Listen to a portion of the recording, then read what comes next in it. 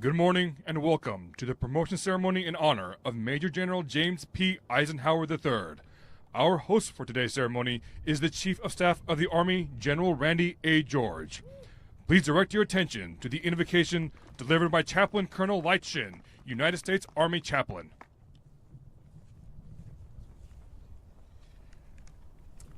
Good morning. I asked God for warmer weather, and He said it's good for your character building. Please join me in a prayer. Oh, gracious God, I thank you for this morning as we have gathered to celebrate the promotion of Lieutenant General Isenhower. I acknowledge that this promotion is made possible by your sovereign grace, since every good gift and every perfect gift is from above. As General Isenhower undertakes the next level of responsibility in taking care of our Army's greatest asset, our people, I ask that you grant him a clear vision for tomorrow, wisdom without measure to make the right decisions, and strength to lead with integrity and humility. Empower him for the task at hand, fully supplying his every need according to your riches and glory in Christ Jesus. I also pray your blessing upon his beloved wife Cheryl, their sons, and all the other family and friends who have actively invested themselves in supporting his dedication of service and leadership. And may your face continue to shine upon our soldiers, families, and our civilian teammates, both here and abroad, as they continue to support the indispensable work of our Army to protect and defend our nation and win its wars. Bless everyone here today and those who are present in spirit. Bless our communities around the world and inspire all of us to be all that we can be, living the life worthy of the calling you have given to each and every one of us. All these things I ask in the name of the one who is wonderful counselor, mighty God, everlasting Father, and Prince of Peace. Amen.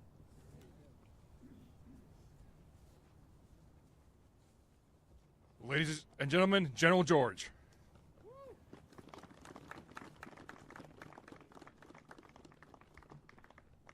All right, good morning, everybody. You guys can all huddle a little bit closer. I know CD says he doesn't need any extra snivel gear here, but great to have everybody out this morning. Where's Ambassador Kimmett? Okay, I want to recognize him. Was Jim's dad's beast roommate at West Point, Vietnam veteran, spent about 18 months in Vietnam and served our country ever since. So, sir, thank you for being here and for what you've done for the Isenhower family. So, I have known Jim. I think met him first. I think I was a brand new captain and he was a lieutenant. We met at Fort Campbell, and so known him for years. Did not work with him, I think, directly until we were together at Lewis. And so I'd heard countless times about what a special talent Jim was, and heard a lot about Cheryl, and we got to experience that at Fort Lewis. So I think a lot of people in our Army have seen this day coming for a very long time. Jim, you're a special talent, and we're really honored to be able to promote you. So I want to recognize the family. I'm going to start with Cheryl. Interesting story. Cheryl's mom and a priest set Cheryl up with Jim. And Jim, I don't even think you're Catholic, or you weren't at the time. So a match made in heaven. Just celebrated their 30th wedding anniversary. In true Army fashion, they celebrated it by being told they had about 7 days to pack up all their shit here at Fort Myer and move across country, drive a couple cars out there, get moved in. And I think you guys had a big conference and did a bunch of hosting after that. So Cheryl is a Princeton grad. Could have done anything, I think, in this world. And Cheryl, I want to thank you for all that you've done to devote yourself to the Army, volunteering. We got to see that again at Lewis, everywhere we've gone, down to First AD when I saw you down there. So thank you for giving your heart and giving up a lot to support our Army and to support our soldiers through the year. So we're blessed. So big round of applause for Cheryl. Okay, we have two of the three Isenhower boys that are here today.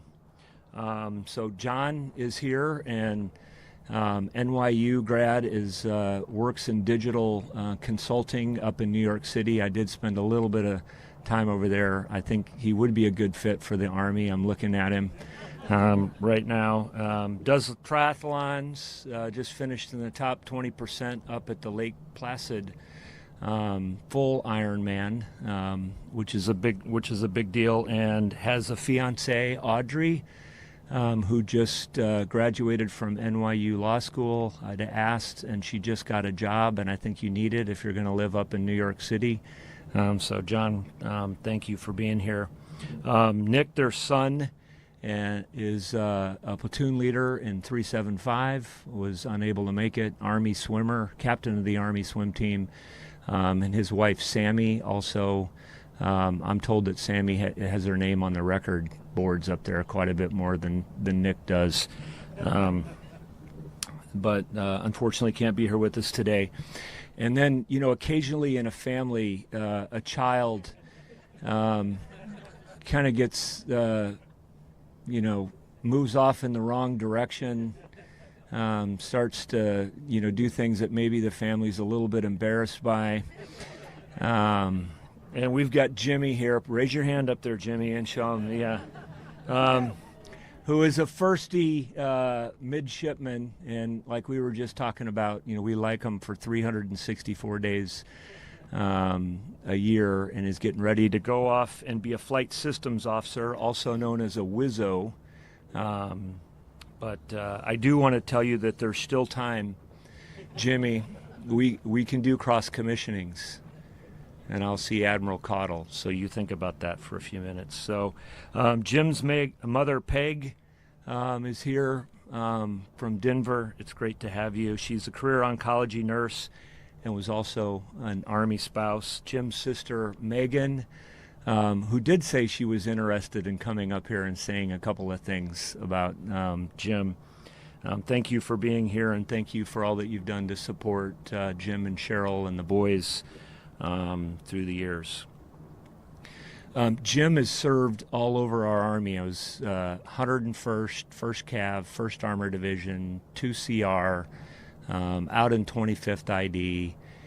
He's been the DAS's XO, and I got to watch him. We couldn't have probably picked a better person to stand up our very first multi-domain task force. I'm going to talk about that here in a few minutes. He's got a PhD in history from Duke, taught history at West Point. We probably couldn't have built a better leader to go do what we need to do for our Army right now, given how the world is changing and what we need to do and how we need to transform than Jim Isenhower. So, and there's a whole bunch of people that would like to take credit for that path. But the biggest is right here of somebody who just has the persistence, the intellect to do all of that. So Jim, we're really excited for what you. I think that's one of the most important three. It's proved to be, if not one of the most important, the most important three-star positions for our Army. I think there's 8 centers of excellence that report to General Isenhower. And I know you're going to do amazing things at CAC and have a huge impact on our Army well into the future. So I'd like to sum folks up in the first, which is going to be no surprise to anybody in here. Jim is super smart, and I think everybody knows that, who has a conversation with him, has been a part of a project with him. But what I also know about him is that he also puts in the work. And he studies and makes sure that he's prepared. And so he's got just a lot of natural God-given talent for brains, but he spends a lot of time studying to make sure, and he's got amazing work ethic.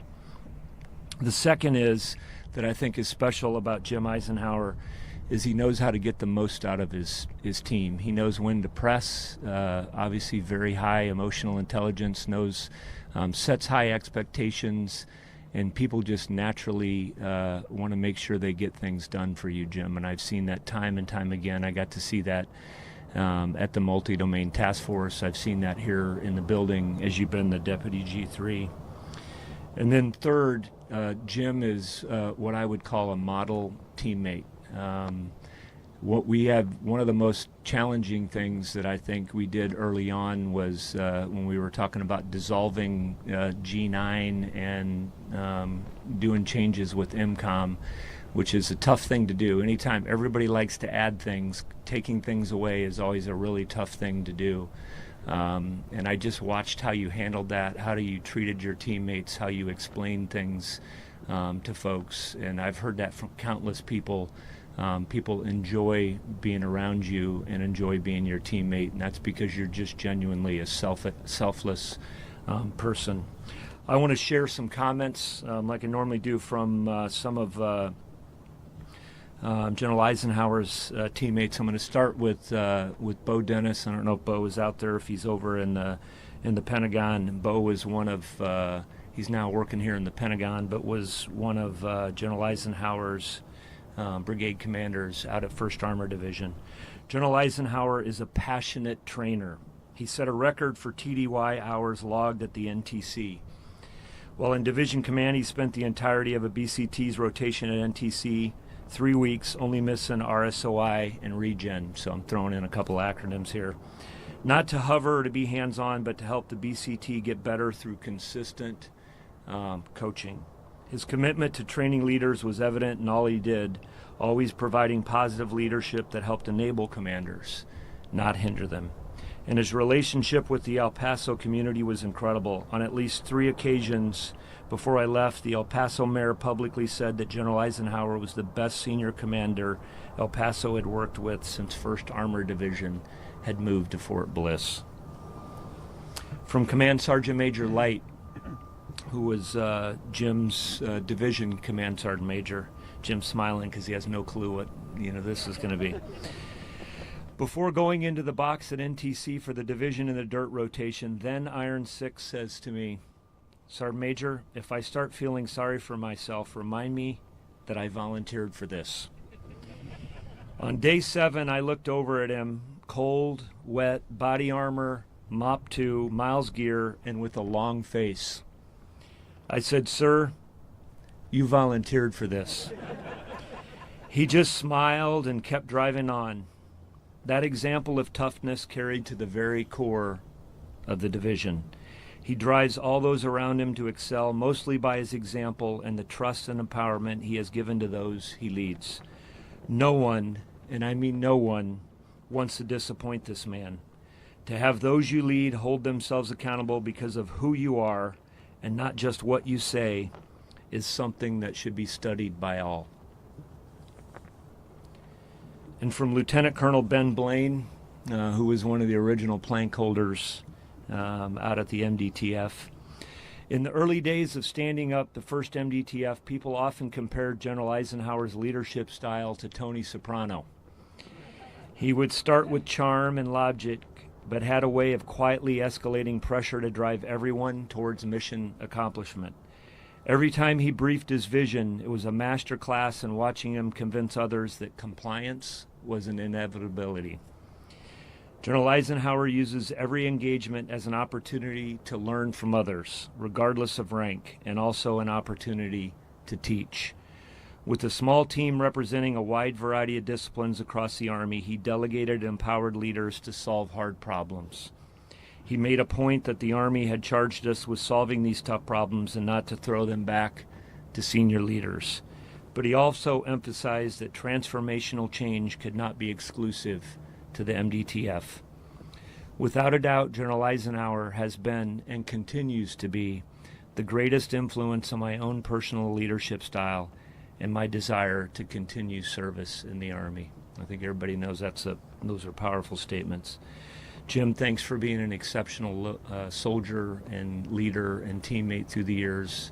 I think everybody here knows that you're going to be amazing at CAC. I'm going to end like I normally do with a little bit of advice.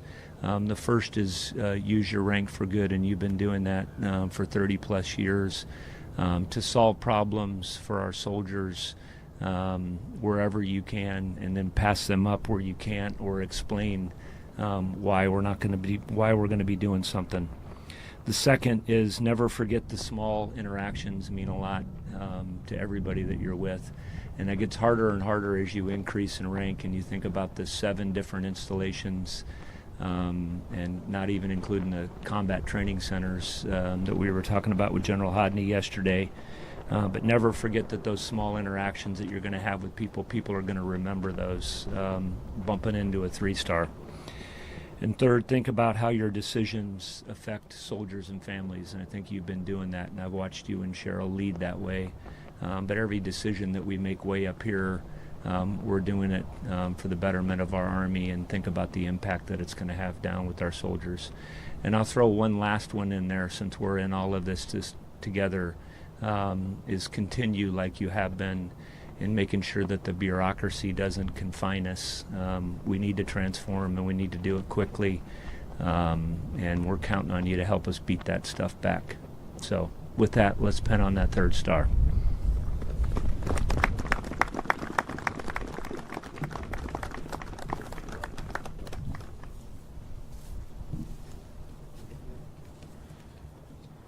Attention to orders. The President of the United States has reposed special trust and confidence in the patriotism, valor, fidelity, and abilities of James P. Isenhower III. In view of these qualities and his demonstrated potential for increased responsibility, he is therefore promoted from Major General to Lieutenant General by order of the Secretary of the Army.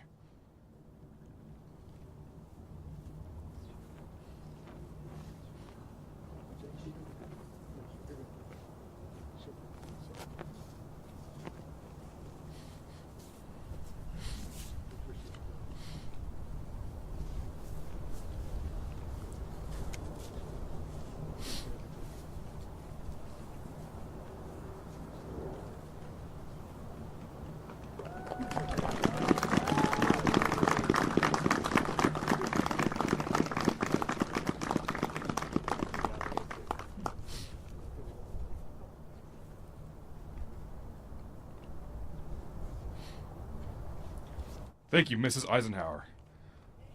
Ladies and gentlemen, General George will administer the oath of office.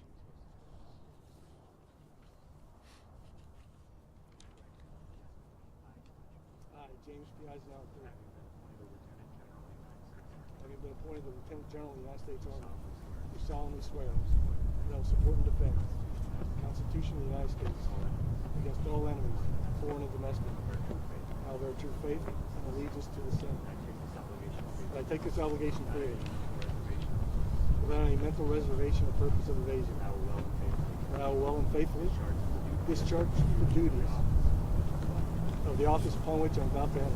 So help me God. Thank you, General George. Ladies and gentlemen, Lieutenant General James P. Isenhower III.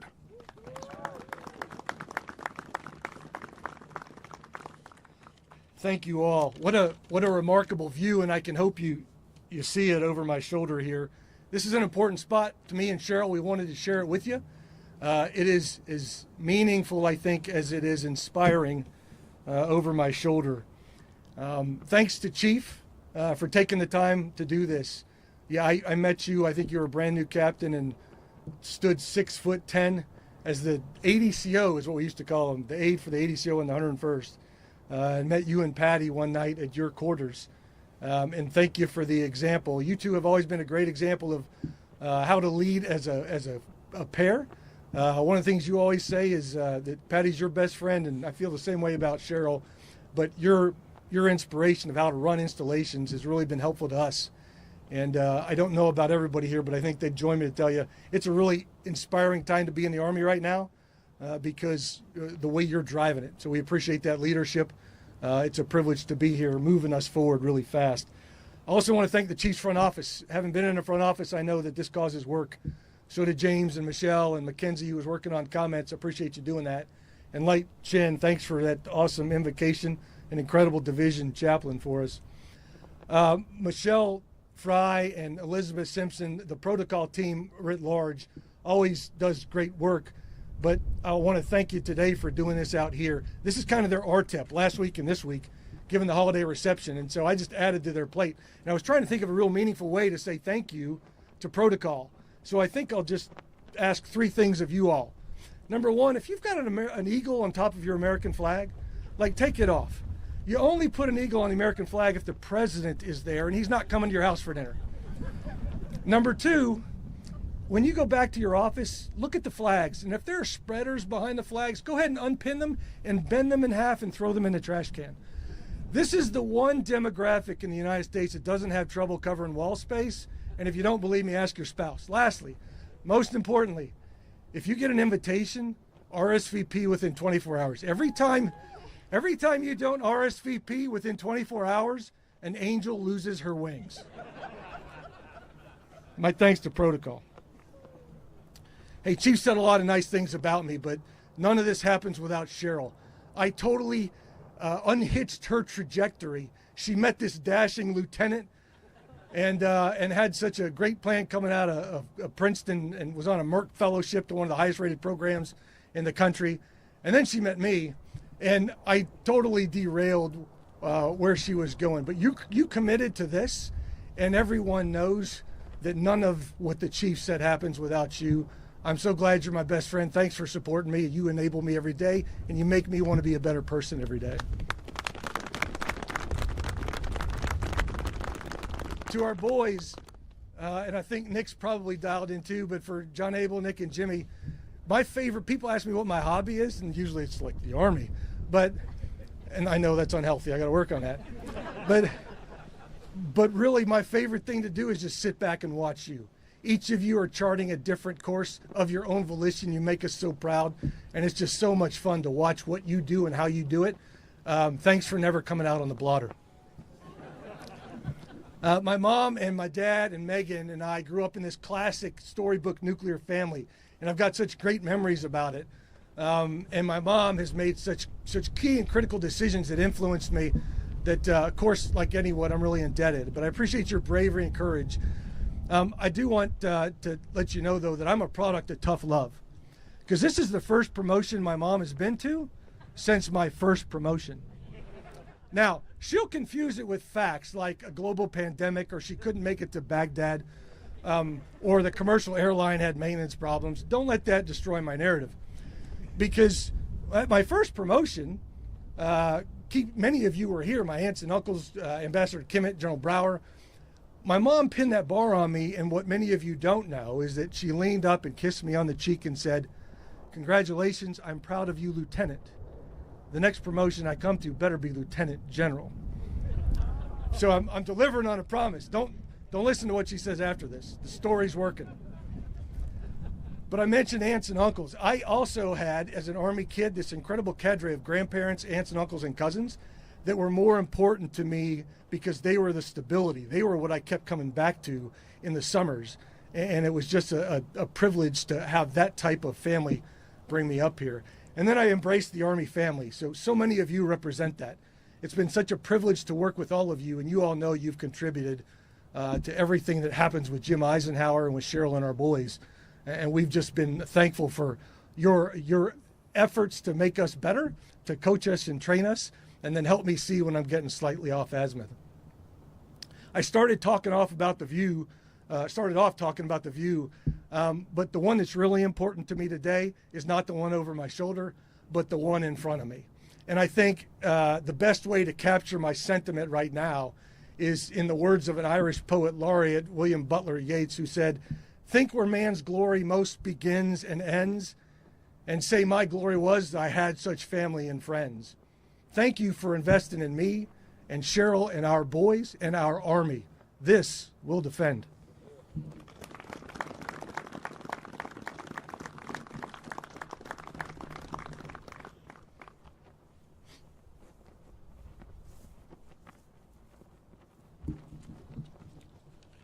Ladies and gentlemen, this concludes today's ceremony. Please join in congratulating Lieutenant General and Mrs. Isenhower in the receiving line following their family photo. Thank you for attending, and enjoy the rest of your day.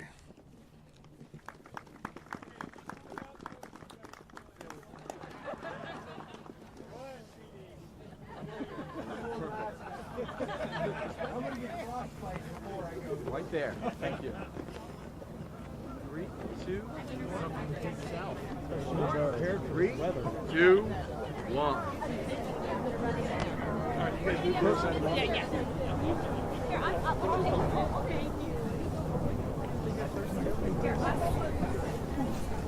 I got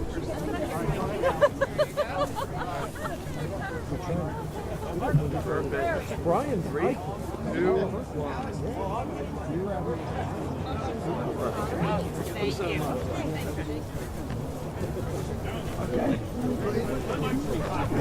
I got your first right here. I got your first right here. Thank you. That's John. Oh, sorry. Do you all want to be in the receiving line? Yeah, they're good. Yeah. Thank you. Yeah.